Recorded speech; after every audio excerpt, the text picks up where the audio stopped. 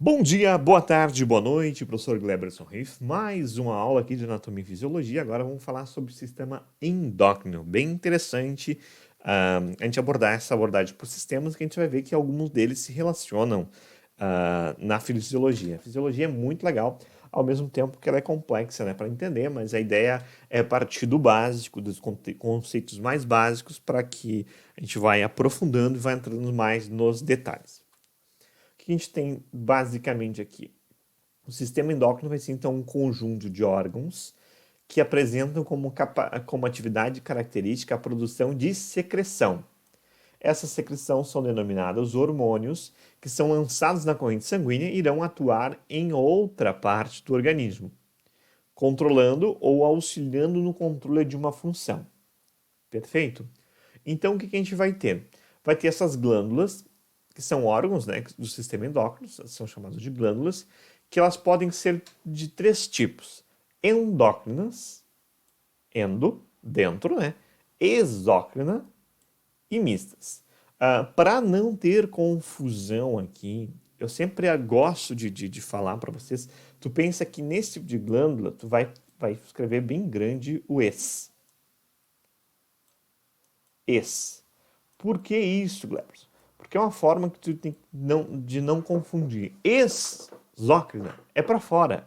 Pensa no teu ex ou na tua ex. Você quer ele ou ela para fora da tua vida e não dentro.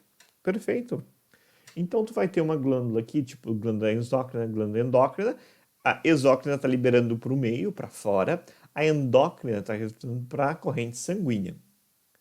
Tipos de glândula, então, tu vai ter as exócrinas, lançam o produto de secreção no meio externo. Então, exócrina, externo. Glândulas endócrinas lançam o produto de secreção nos vasos sanguíneos e glândulas africanas ou mistas. É mais conhecido como glândulas mistas, mas pode aparecer esse nomezinho que eu acabei colocando. Africrinas. Associa os dois tipos de secreção anterior. Então, essa daqui é a mista. Ela tanto endo quanto exo. Perfeito? Exemplo de glândulas exócrinas. Inclui glândulas sudoríparas, que secretam suor, glândulas sebáceas, próprio sebo, gordura, secreta gordura, glândulas salivares, biliares, o pâncreas, que secreta as enzimas digestivas, as glândulas mamárias, glândulas mucosas e o fígado, e muitas outras. Então, aqui é só vários exemplos das exócrinas. Mas sempre lembra, se eu estou falando de uma glândula que está secretada por meio externo, não para a corrente sanguínea, ela é uma glândula exócrina. As africanas são tipos mistas, né? O próprio pâncreas, por quê? Porque o pâncreas tanto vai liberar para a corrente sanguínea, lá a questão paciente diabético, tu vai ver isso aqui, né? Paciente com problemas nas células lá ai, fugiu o nome da palavra. Pâncreas, fígado, testículos e ovários. Porque são mistas. Tu vai ter tanto o espermatozoide quanto a testosterona. Tu vai ter tanto aqui a insulina quanto o suco pancreático. Então, aqui eu estou falando, também vai ter células que vão secretar insulina no sangue e vai ter o suco pancreático lá na porção, no duodeno.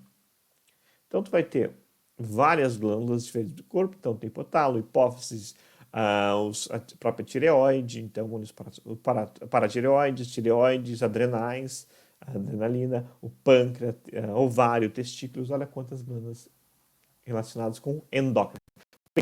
São glândulas que liberam para dentro da corrente sanguínea. Os hormônios são substâncias químicas que transferem informação, então ele leva informação, em instruções entre as células. Então, uma forma de mandar um recado para a célula ou para um órgão é mandar um hormônio.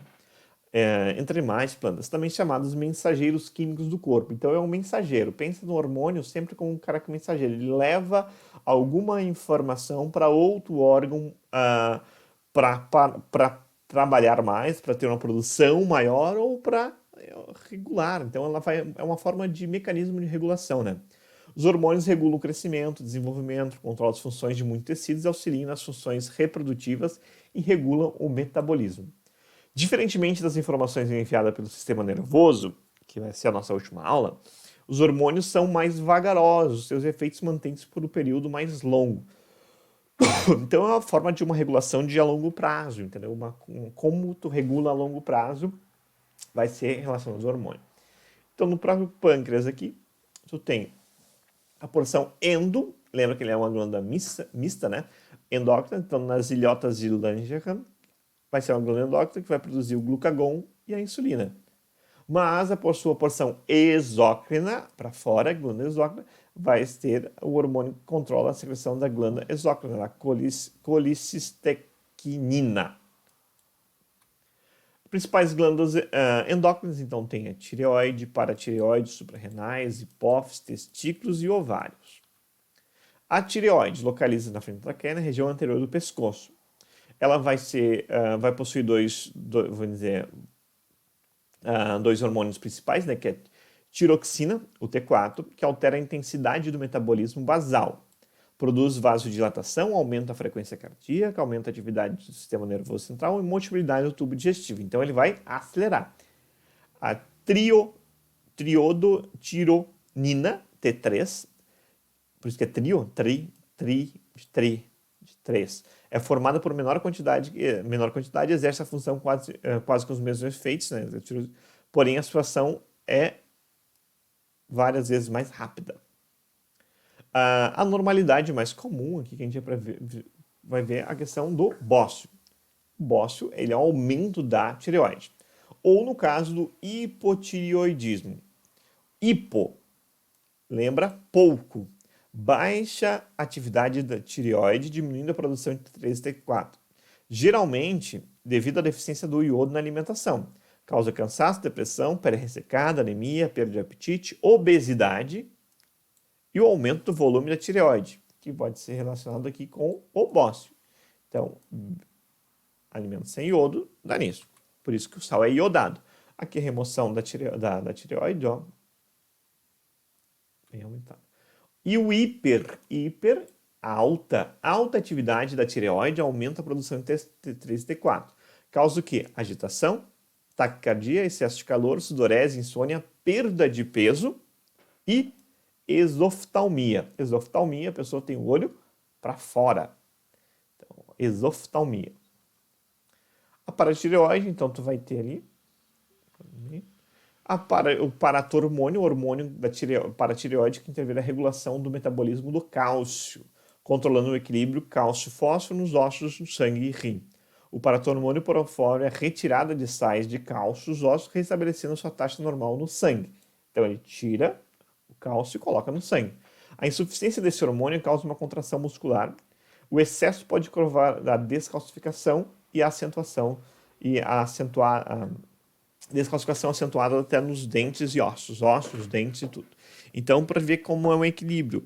Não adianta ter demais, né? Que nem diz, mas que bom se tiver um hiper, tu vai ter perda de peso. Não, mas o restante todo de dano. Se tiver um hipo, também. Então, o equilíbrio hormonal é muito importante. Tá ali, mais um tumor ali retirado. A indicação é essa glândula tireoide no campo operatório. Já a hipófise é a glândula mestra. Essa daqui é a mãe de todas as glândulas. A hipófise é responsável pela regulação das atividades de outras glândulas. Por isso que eu disse que ela é a glândula mestra, ela é a mãe de todas. Porque não só ela ativa, ela é responsável pela ativação de outra glândula. Então tem uma glândula que é responsável pela ativação da outra, para te ver como ela é a glândula mestra, por isso que ela está lá protegida dentro do encéfalo, dentro do osso esfenoidal, dentro de uma célula turca ou célula túrcica protegida lá, bem central, bem protegida por causa disso, porque ela é responsável por várias funções. Então, os hormônios sintetizados pela hipófise vai ser hormônio estimulante do crescimento, o REC, promove o crescimento do organismo. O hormônio antidiurético, ADH, hormônio antidiurético, atua no rim e reduz a perda da água da urina, efetuando o controle hídrico. Esse hormônio produzido pelo hipotálamo. A hipófise armazena e libera na corrente sanguínea. Vai produzir também a ocitocina, que é produz pelo hipotálamo, armazenada pela hipófise. Estimula a contração uterina durante o parto e a contração dos ductos que transportam leite. Já a prolactina determina a formação e a secreção do leite pelas glândulas mamárias. Então a hipófise aqui ela tem a parte anterior, né, e a parte posterior. Então, tu vai ter a adenohipófise com a parte anterior. Então, tu pensa assim, adeno, A com A, adenohipófise anterior. Adenohipófise anterior vai responsável pela prolactina, os gonotróficos, os tireoidotróficos e o adenotrófico e o somatotrófico. Então, olha quanta coisa. A glândula mamária, a produção de leite, as próprias glândulas, a própria tireoide, a suprarrenal e o osso, a calcificação. Já a parte posterior, que é neuro, parte posterior, vamos dizer, vogal, vogal, consoante, consoante. Neurohipófise posterior vai ser responsável pela ocitocina, né? Que vai ser a glândula para expulsão do leite e a contração uterina. E também o antidiurético, que vai ser responsável ali pelo lá no nefro para a recaptação. Então, é por isso que ela é a glândula mestra. Olha só o que a hipófise pode fazer e quantas glândulas ela controla. Também chamada de glândula pituitária. As glândulas suprarrenais regulam o metabolismo do sódio, potássio e água e regulam o metabolismo de carboidratos, secreção do corpo humano ao estresse. A adrenalina, né? Lá na suprarrenal, é um momento de estresse. Os suprarrenais secretam a quantidade abundante desse hormônio que prepara o organismo para grandes esforços físicos, estimula o coração, eleva a tensão arterial e relaxa certos músculos e contrai outros para eliminar. Então tá aqui a suprarrenal, ela é esse chapeuzinho aqui no rim, né? Então tem um rim em formatinho de feijão. A chapeuzinho gorduroso é a suprarrenal, olha, está bem próximo da corrente sanguínea. Vai secretar aqui, ó, e vai para toda a corrente sanguínea. A adrenalina, ela vai fazer o quê? Aumenta a frequência do batimento cardíaco, volume do sangue, nível de açúcar, minimiza o fluxo sanguíneo nos vasos do sistema intestinal, né? Por isso dá aquele frio na barriga, enquanto quando dá aquele susto, por que dá aquele gela a barriga, a pessoa ficou pálida? Porque tá ação da adrenalina, né? Então ela vai controlar, vai minimizar o fluxo sanguíneo em certas estruturas e mandar isso tudo para os músculos, especialmente das pernas, para a questão de fuga ou luta, né? E quando maximiza o fluxo dos músculos voluntários, pernas e braços, né? E queima a gordura contida nas células adiposas. Isso faz com que o corpo esteja preparado para a reação, como reagir agressivamente ou fugir, né? Fuga ou luta, exemplo. Utilizado também para a medicina para ressuscitações, né? Na parada cardíaca, para aumentar a duração dos anestésicos locais, devido ao seu efeito vasoconstritor. Isso daqui é uma coisa bem interessante quando eu dou aula de contrastados, né? A gente vai ver que é injetado junto com o contraste para fazer a artrografia do tipo de joelho, um pouco de adrenalina, porque ela é um vasoconstritor e vai diminuir também, vai aumentar o efeito anestésico, né? E vai também diminuir a captação do próprio contraste pelo organismo, porque ela é um vasoconstritor. Testículos e ovários têm a função das glândulas endócrinas, né? Produz hormônios masculinos, né? Os testículos são componentes do sistema reprodutor, né? Sendo as glândulas, foi falado na aula passada.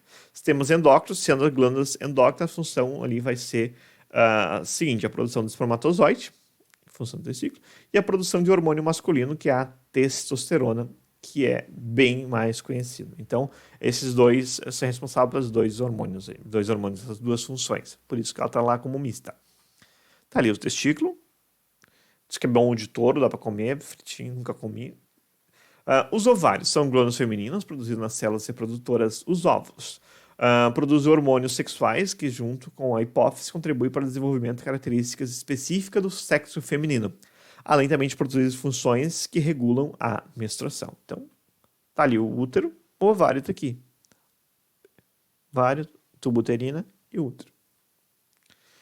Beleza, pessoal? É uma aula rapidinha, resolvi não entrar muito no detalhe de cada hormônio, o que faz, mas só para a gente entender um pouquinho de todos eles ali.